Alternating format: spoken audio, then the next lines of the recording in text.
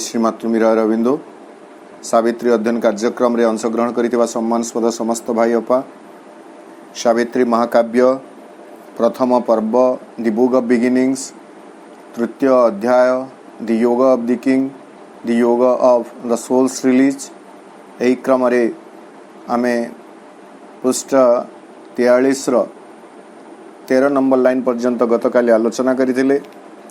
आज पृष्ठ 43 रो 14 number line रो आमे आलोचना आगो को बढ़ाई नेबे। गतकाली आमे देखुतिले जे अश्वपतिंकर दिवस सकाळ केमिति से विधि निर्दिष्ट पथ आड़े एक यात्री स्वरूप अग्रसर हेबाकु लागिले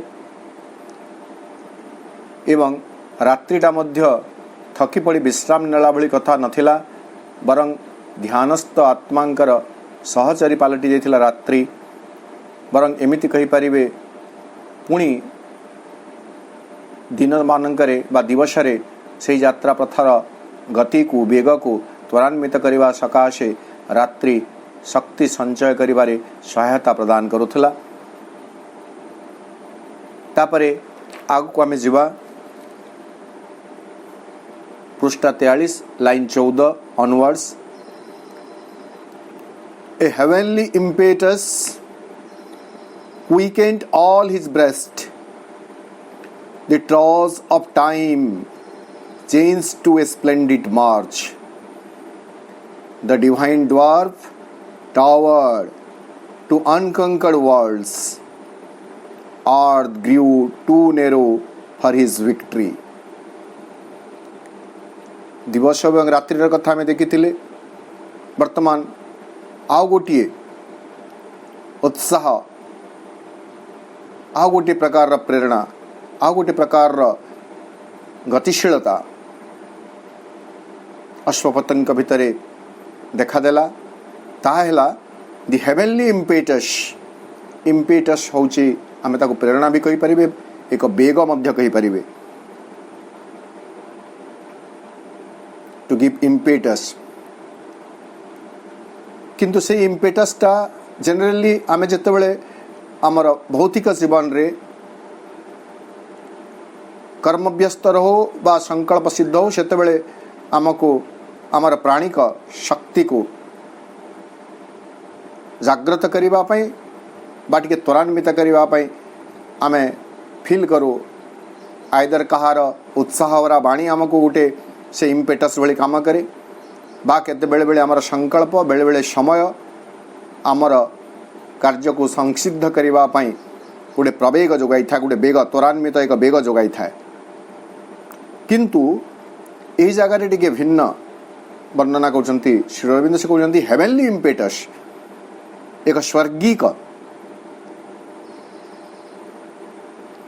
प्रोत्साहन कहा जाऊ बा प्रोत्साह प्रवेग एक बेग उत्साह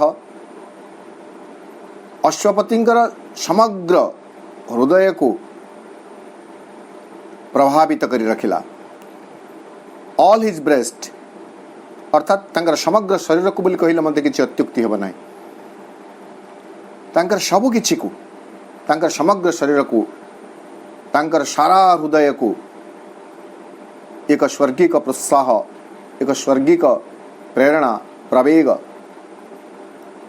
तांको आगो को जीवा पाई प्रेरणा जोगे दउथला। द ट्रॉज ऑफ टाइम आम साधारण जीवन रे कौन है ट्रॉज ऑफ टाइम कालर धीर मंथर गति ए विवर्तन धारा रे कालर एक धीर मंथर गति रही। किंतु वर्तमान अश्वपतिंक पक्षरे ताहा आउ शत होई रहिला नाही। द ट्रॉज ऑफ टाइम कालर जो धीर मंथर गति थिला क्लांत गति जो थिला चेंज टू ए स्प्लेंडिड मार्च, एक तेजोमय एक अत्युत्तम एक चमत्कार मार्च बा धावन बोली आमे कहि परिबे, अभियान बोली कहि परिबे, अग्रगति बोली कहि परिबे, ए फॉरवर्ड मार्च तेणु कालर धीर मंथर गति एक तेजोमय अत्युत्तम अभियान रे परिणत हो गला।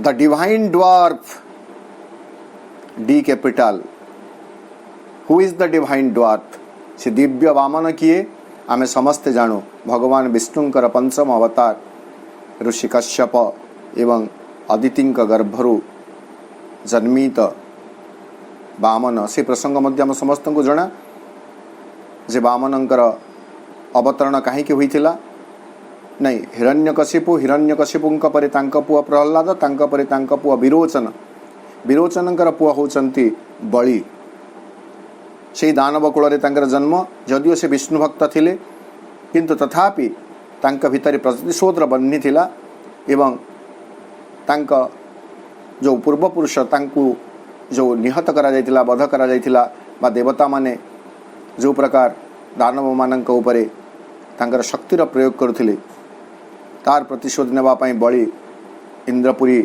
जेतेबेले दखल करि सारिछंती सेतेबेले पुणी थरे बलि को दमन करिवार आवश्यकता पड़िला बोली भगवान विष्णु वामन अवतार आसिले एवं से कहानी आम समस्ते जानू वामन अवतार रे आसी बलि को जी महादानी मध्य थिले तांको त्रिपाद भूमि दान स्वरूप मागिछंती गोटे पादरे आकाश गोटे पादरे पृथ्वी तृतीय पादटी नाभि प्रदेश उत्पन्न हैला एवं से पादटी को कौटी रखिबा पई जेतेबेले प्रश्न करुछंती वामन भगवान वामन सेतेबेले बलि राजा कहउछंती मो मुंडे से जानी गले या होचंती भगवान विष्णु मो मुंडरे से पादटी रखंतु एवं से पादर जो चाप थिला से पादर चापरे से पाताल को तांको चापी दिया गला।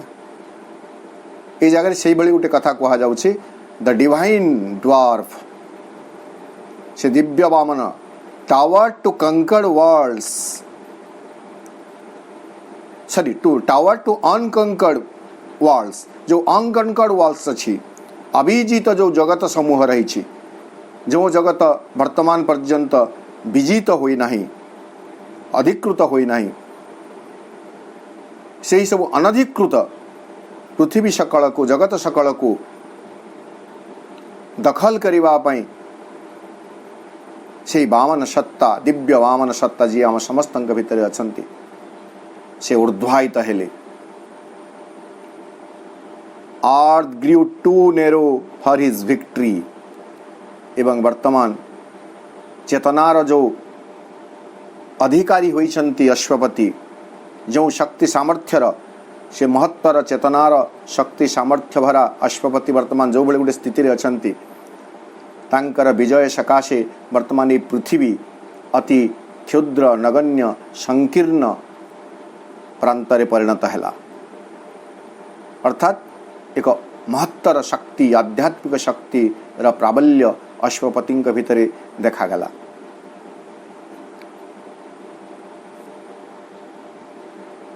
Once only registering the habitude of a blind power on human littleness, life now became a sure approach to God. Existence, a divine experiment, and cosmos, the soul's opportunity. अश्वपतिंकर पक्षरे वर्तमान आउ कण सब संभव हैला नहीं once only registering the heavy tread of a blind power on human littleness प्रथम कथा है ह्यूमन लिटिलनेस आमर जो मानुषी जीवन रही मानुषी जीवन एक क्षुद्र बलय भितर केवल आबद्ध हो रही यह हूँ क्षुद्रतार एक नमूना क्षुद्रतार एक परिचय एवं मानुषी जीवन रही क्षुद्रता उपरे एक ब्लाइंड पावर अंधशक्ति किए आमे ताको दैव कहि पारिबे नियति कहि पारिबे आमे देखिबे मनुष्य जीवन एते असहाय मनुष्यर जीवन एते माने आमे कहि पारिबे क्षुद्र जे ता उपरे गोटे समय रे केवल से अंधशक्तिर गुरु पदचाप ही लिपिबद्ध होई रहितला रजिस्टर्ड माने टू रेकर्ड मनुष्यर जीवन रे केवल नियतिर स्वाक्षर लिपिबद्ध होई रहितिला। जो मनुष्यर जीवन रे गोटे समय रे केवल नियतिर गुरु चाप भारर सबु कहानी गुड़िक लिपिबद्ध होई रहितिला, वर्तमान सेही जीवन आउ सेपरी होई रहिला नहीं। वर्तमान जीवन रा मूल्यबोध बदली जाउछि। Life now became a sure approach to God. वर्तमान जीवन परिणत होई गला भगवतंक निकट भगवान का निकट रे पहुंचवा पई एक यात्रा, एक भगवत उन्मुखी भगवतमुखी भगवताभिमुखी एक निश्चित यात्रा रे परिणत हो गला जीवन। अर्थात अप्रोच निश्चित भाव मनुष्य पहुँचब, भगवान का निकट रे मनुष्य निश्चित भाव पहुँचब। से जीवन मर्म से जीवन संज्ञा यही वर्तमान अनुभूत है अश्वपति को। अर्थात चेतनार जो गोटे तुंग शिखर को उठी जाइछन्ति अश्वपति, चेतनार जो एक सर्वोत्तम स्पर्श लाभ करिछन्ति अश्वपति। परिणाम स्वरूप अश्वपति देखुछन्ति जे जीवन उपरे केवल गोटे ब्लाइंड पावर चाप रही नहीं, बरं जीवन होउछि भगवान का अभिमुखे यात्रा करुथवार एक प्रवाह एवं भगवान का निकट निश्चित भाव श्योर अप्रोच निश्चित भाव पहुँची पारुथवार एक संज्ञा बा निश्चित भाव पहुँची पारुथवार एक यात्रा होउछि जीवनर यात्रा। Existence and the very existence एई पृथ्वी रे पार्थिव जगत रे भौतिक जगत रे जीवनर अस्तित्व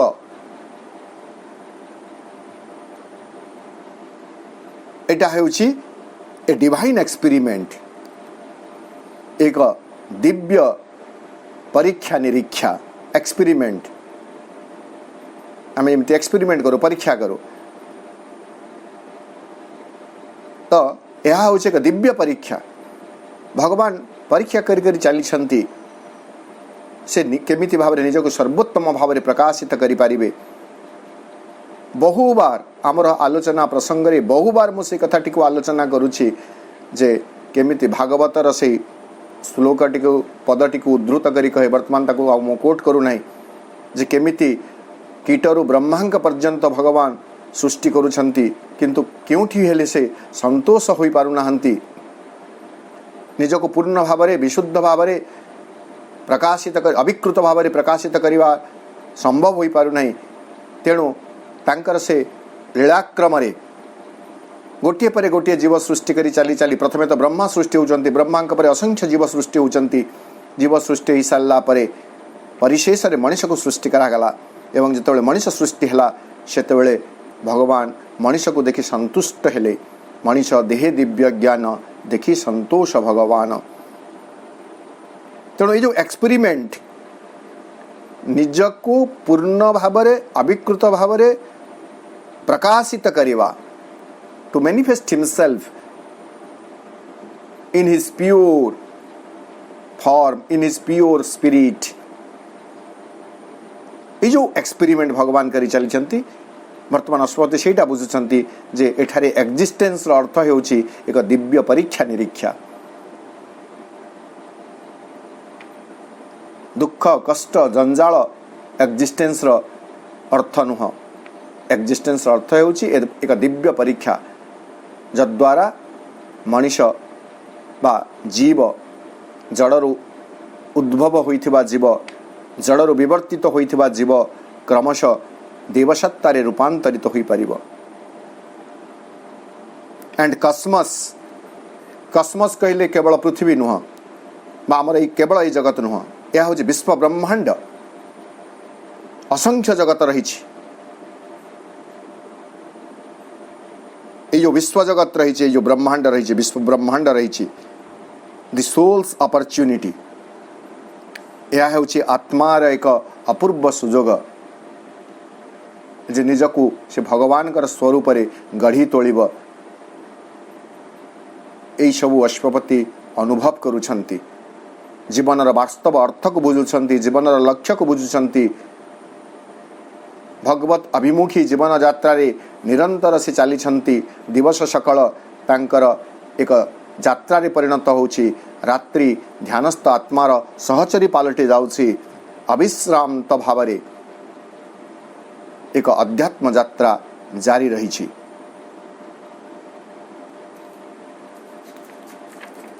The world was a conception. ସର୍ବପ୍ରଥମେ ଏହି ଜଗତ ଥିଲା ଏକ ଗର୍ଭାଧାନ। The world was a conception and a birth of spirit in matter into living forms, and nature bore the immortal in her womb, that she might climb through him to eternal life. The world was a conception. ଏହା ଥିଲା ଏକ ଗର୍ଭାଧାନ।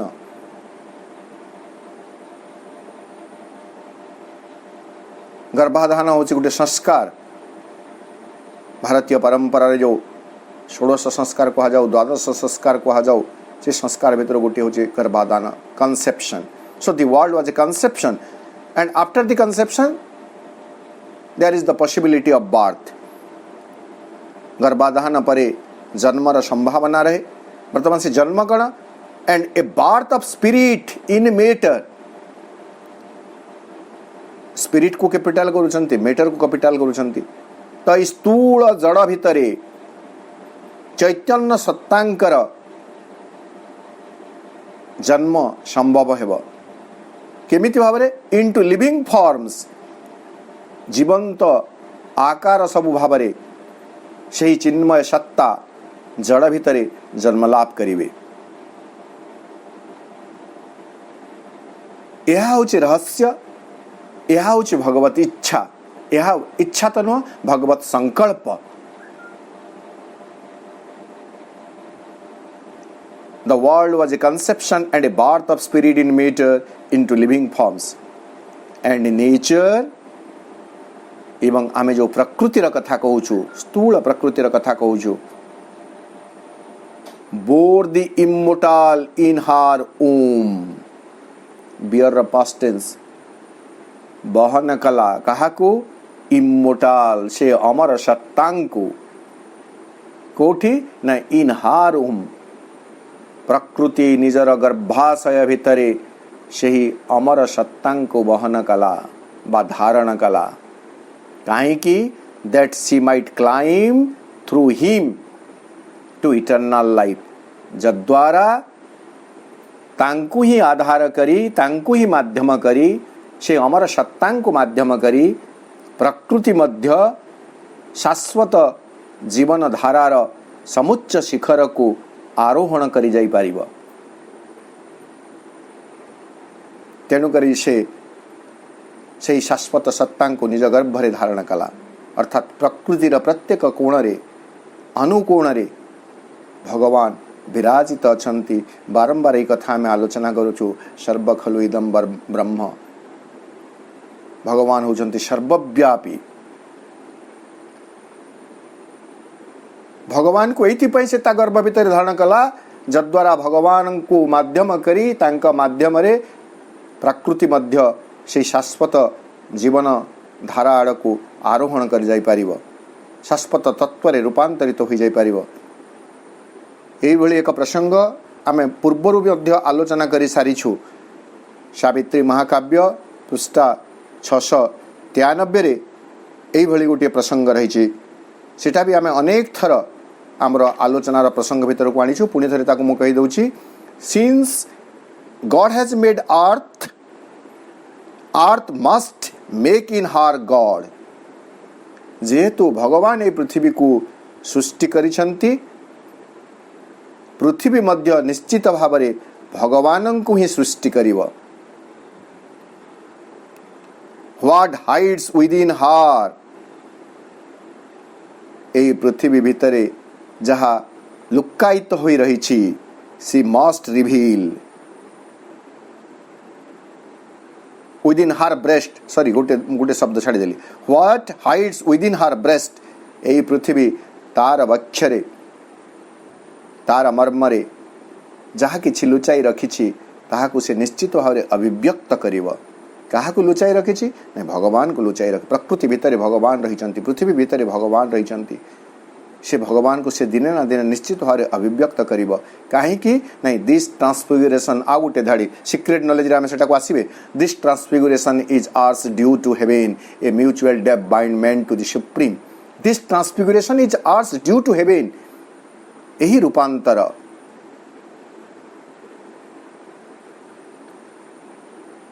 मर्त्य तत्वर अमर तत्वर रूपांतर, अमृत तत्वर रूपांतर, यह हेउछि भगवान का निकटरे पृथ्वीर देय अर्थ। This transformation earth due पृथ्वी देवा को अछि। आमे जेमिति काहा को कोनसे गुडी जिंस रखैथिले से हमको पुणी फेरै दिए, ठीक सेमिति हुए तो पृथ्वी एवं भगवान के भितरे एक बुझामणा रही। भगवान निजे पृथ्वी भीतर को पृथ्वी वक्षरे लुकायित अवस्था अछंती एवं पृथ्वी प्रयास करुछि भगवान को प्रकाशित करिव।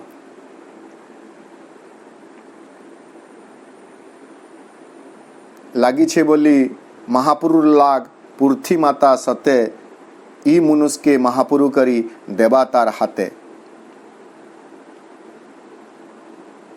भगवान कौन से एक ऋण लगी पृथ्वी जहाँ को परिशोध करबा पई से प्रतिश्रुतिबद्ध एवं केमिति परिशोध करिबा नहीं, एई मनुष्य को मर्त्य मानव को मर्त्य जीवन को दिव्य जीवन रे रूपांतरित करी भगवान का निकट रे से तार ऋण को परिशोध करिबा।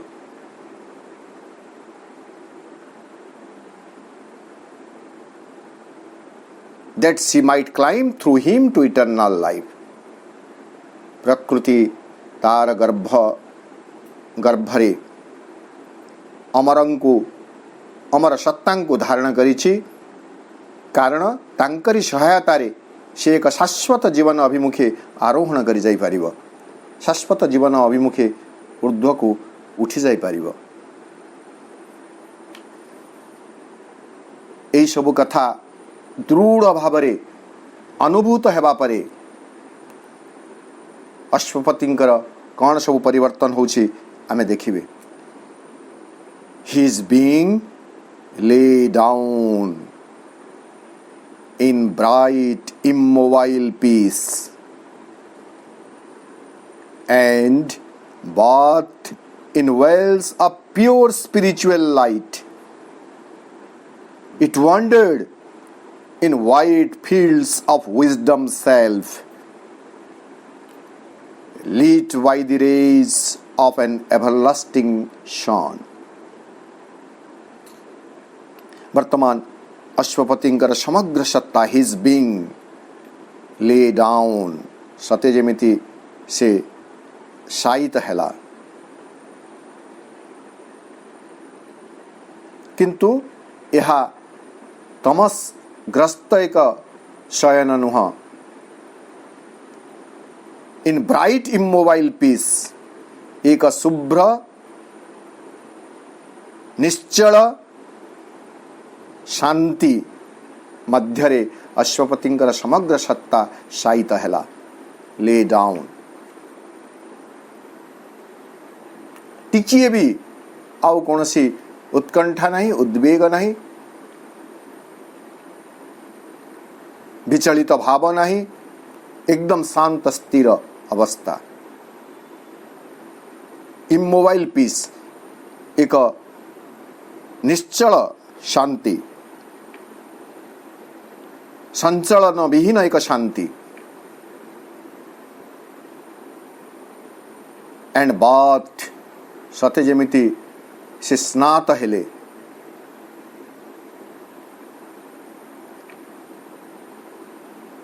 गाधोइबा पई हमको कोन दरकार पानी, किंतु एठारे अश्वपतिंकर सत्ता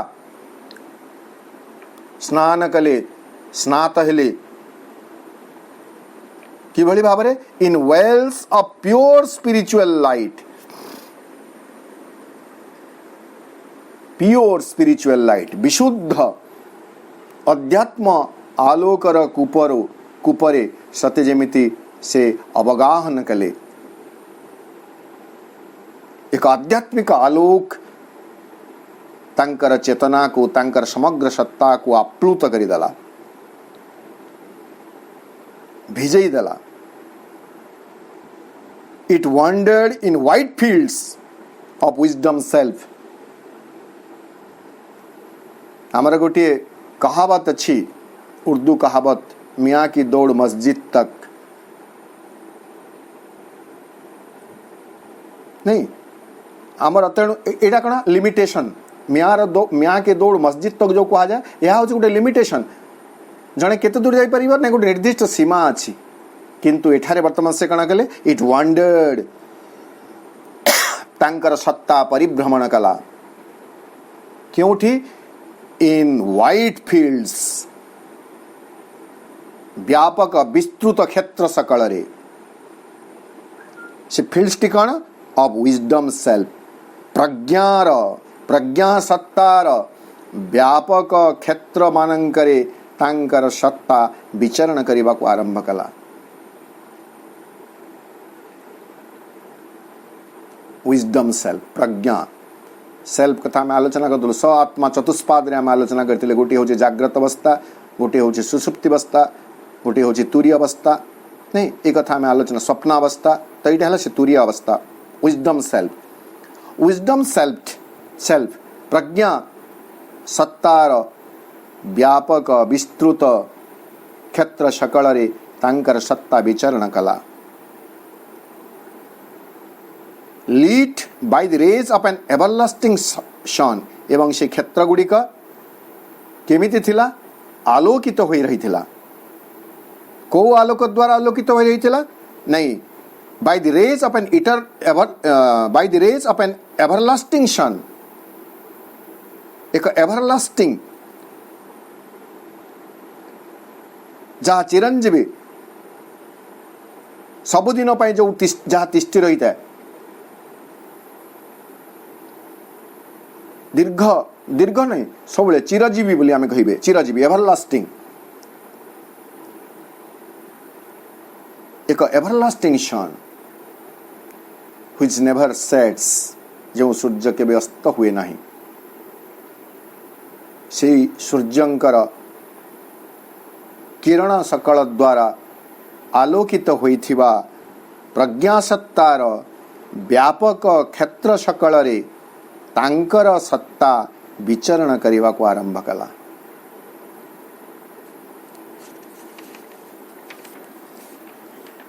Even his body's subtle self within could raise the earthly parts towards higher things and feel on it the breath of heavenlier air. आउ कौन घटुची तांका जीवन रे? नहीं, even his body's subtle self within, अंतरस्थ बा अंतरस्थ जो सूक्ष्म सत्ता गुड़िक अच्छा शरीर से माने एते सामर्थ्य युक्त हो गले जे सत्तार पार्थिव अंग सकल को से माने उत्तोलित कर दे पारे टुवर्ड्स हायर थिंग्स, उच्चतर वस्तु दिग को, उच्चतर पदार्थ सकल को, वस्तु कहले जगह में वस्तु न, उच्चतर चेतना, उच्चतर प्रेरणा सब को से माने पार्थिव सत्ता सकल को, पार्थिव अंग सकल को मध्य उत्तोलित कर देवा समर्थ हेले।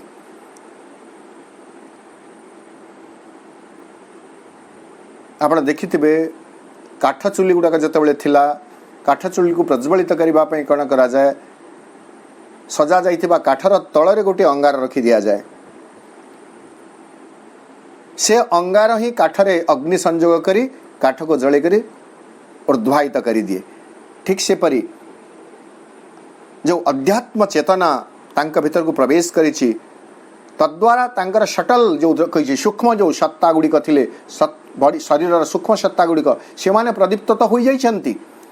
वर्तमान से माने प्रदीप्त हो जावा संगे संगे तांका पाखरे एते सामर्थ्य आसी पहुंची जाइछि जे से माने पार्थिव अंश सकल को मध्य सेही उच्चतर वस्तु आड़ को उत्तोलित करनेबा पई से माने सक्षम हो गले, बा सक्षम न से माने उत्तोलित करिदेले। अर्थात अश्वपतिंकर समग्र सत्ता सूक्ष्म एवं स्थूल ये उभय सत्ता वर्तमान से ऊर्ध्वतर बा ऊर्ध्वतम चेतना आड़ को आरोहण करने समर्थ हो गला। केवल सेतिक know and feel on it the breath of heavenlier air कोठे आर्थली पार्ट्स ये जो आर्थली पार्ट्स ये जो भौतिक अंग सकल रही एमाने मध्य एक स्वर्गीय श्वासक्रिया एक स्वर्गीय वायुर निश्वास ग्रहण करने सक्षम हो गले बा ताको अनुभव कले। परिणाम रे कौन होची already it journeyed towards divinity यात्रा ऑलरेडी आरंभ हो गला। सिग्नल रेलवे गार्ड जो था शेष वगैरह से सिग्नल देदेले जमी स्टेशन रु यात्रा आरंभ हो जाए डेस्टिनी आड़ को ठीक सेमिति वर्तमान यात्रा आरंभ हो गला। Already it journey towards divinity it माने सही तांकर बीइंग तांकर सत्ता सूक्ष्म स्थूल सबु किछि कुआरे तांकर यात्रा आरंभ हो गला नहीं टुवर्ड्स डिविनिटी भगवान का अभिमुखे तांकर यात्रा आरंभ हो गला। दिव्यता अभिमुखे तांकर यात्रा आरंभ हो गला।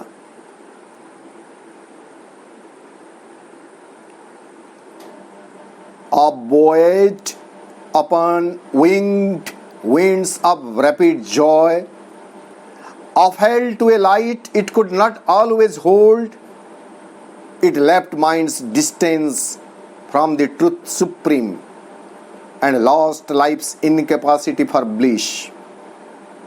All now suppressed in us began to emerge. Upbuoyed बोए गोटे शब्द से शब्दर अर्थ होची जे जनक उत्साहित करिवा जनकर आत्मविश्वास को दृढ़ करिवा जनक एक उच्चतर चेतना को उत्तोलित करिनवा। आहरी मध्य बोई शब्द यदि आमे देखिबे भासमान समुद्र रे जो भासमान द्रव्य थाए एक सुरक्षा सीमा पाई जोटा मत्स्यजीवी मैंने व्यवहार करते ताकू मध्य बोई बोली कहा जाए। तो से दृष्टि में देखले अपबोइट ओपन विंग टू विंड्स अपबोइट शब्द कहीं एणुक लगला विंग टू विंड्स जो समीरण रही से समीरण सते जमी डेणा लगी जाइछि तेणु से जो तीव्र गति रे तांकर चेतना उड़ीवा को लगला से गोटे सुरक्षा दरकार। Upbuoyed upon winged winds of rapid joy इति रैपिड जॉय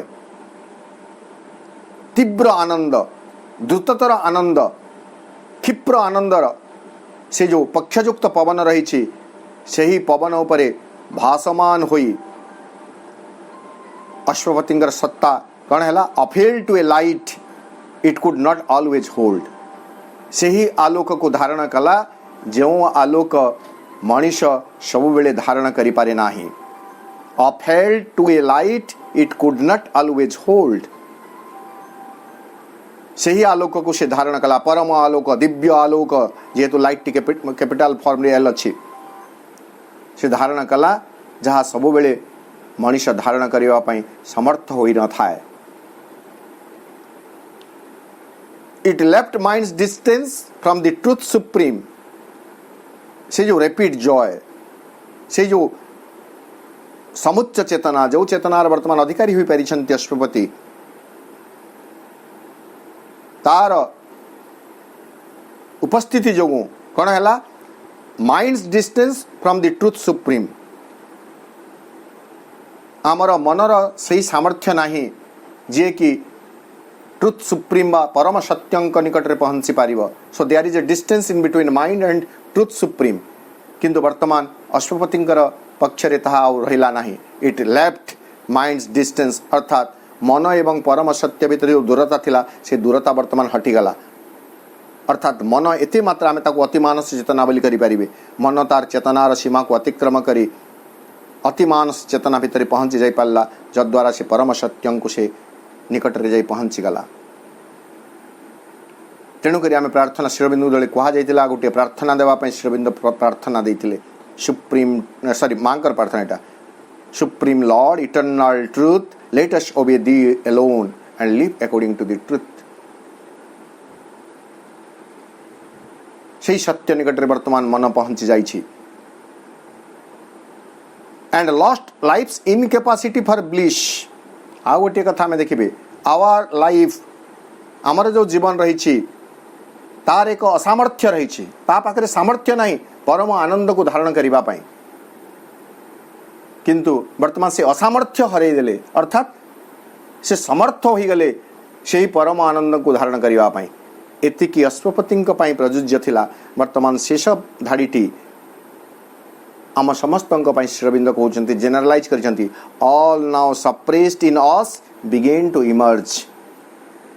वर्तमान पर्यंत जहाँ आम भितर चापी हो रही जाइथिला अवरुद्ध हो रही जाइथिला से सबुर वर्तमान उद्भव हैला इमर्ज से मानकर जागृति वर्तमान आरंभ हो गला ऊपर को उठिबा आरंभ हो गला। अर्थात मनीष वर्तमान पर्यंत मनीष भाव में बंची शिखी वर्तमान श्रीअरविंद पृथ्वी पृष्ठ को आसवा परे मनीष वर्तमान आउ मनीष ही बंचवा कथा चिंता करिब नाही।